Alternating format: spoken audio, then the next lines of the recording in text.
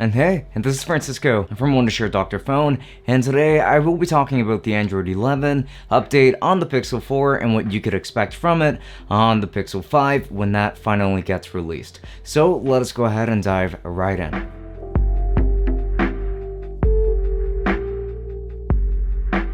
There are going to be many new quality of life improvements that were added to Android 11 to make using it a little bit more intuitive per se. And one of those is going to be the addition of bubbles for your messages. And you know how you would always get a messaging bubble when using Messenger on your phone or something like that? Well, now you get those bubbles as well for your regular messaging app as well. However, this is only an option that you could choose to enable if you want it, of course. So if you're one of those people that always found those bubbles annoying, and you can get rid of them or just not enable them all together. I personally really like them, so I choose to actually keep them up, and I think that that is a pretty useful feature to have around, in my opinion, and I love that you actually have the option to opt in after all. And next up, we've actually got improved media controls, and you can find them in the notification shade that it has actually been improved to separate and label the different kinds of notifications, such as messages and playback and things of the like. And this will all be labeled on their own, just depending on what category they would fall under.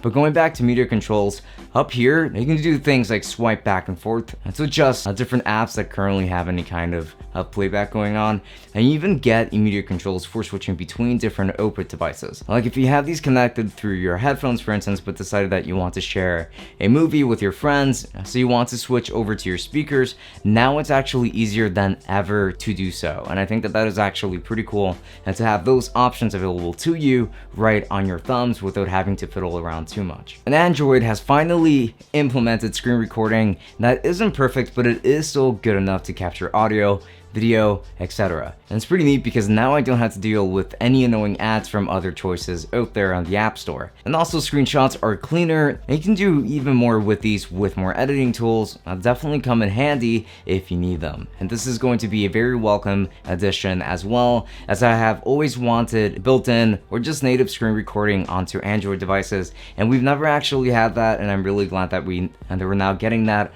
on the Pixel first and foremost.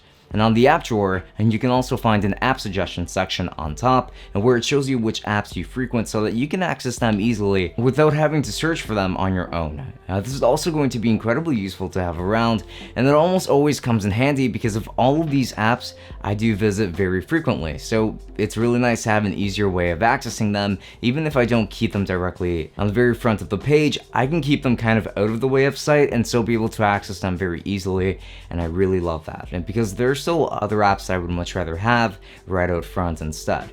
And so this is a really cool addition in my opinion too. There are still going to be some bugs though. Like for example, every time I click on a video on YouTube, for example, if I have the volume all the way up, it will play silently unless I leave the video and click on it again. I'm not sure why this is an issue, but it is annoying to have around nonetheless. And this is also only going to happen if you're using iPhone speakers, so it shouldn't happen with headphones or anything like that. So don't worry if you really pretty much only use headphones most of the time. I actually use my phone speakers pretty often, so it is kind of annoying to me. And I struggle to replicate this particular issue, but really, you also get the unusual sticking of icons, and it's especially notable with the notification shade. And in order to clear it up, all you have to do is just lock up your phone and unlock it, and it should clear itself out nonetheless. So that is just going to be a very minor bug, and not every new feature is going to work perfectly here, but most of them do work pretty well, I would say. I would say that the buggiest one has to do with playback, as I mentioned earlier. So yeah, I mean, essentially you don't have too many bugs on this end, but they are still present,